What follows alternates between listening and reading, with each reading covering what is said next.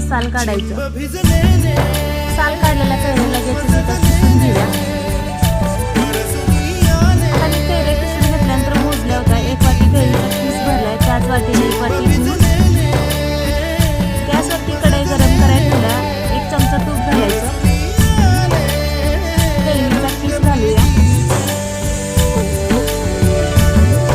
कैरीचा किस घातला की चांगलं 1-2-3 मिनिटं मिक्स करायचं, जेणेकरून पाण्याचा अंश राहणार नाही।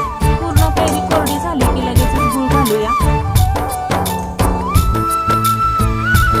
तर गूळ घातल्यानंतर पूर्ण 5 मिनिटाला मिक्स करायचं चांगलं। आता त्याच्यात घालते मी 2 दालचिनीचे तुकडे, 2 वेलची आणि 2 लवंगा। परत हे चांगलं 10 मिनिटं मिक्स झालं की आपला हळूहळू आता गुळांबा तयार व्हायला लागलाय। चिमूटभर मीठ घातल्यानंतर बघा 5 मिनिट झाल्यानंतर असा आपला गुळांबा तयार झाला। आता गॅस बंद करूया। थंड झाला की काचेच्या भरणीत भरून ठेवायचा।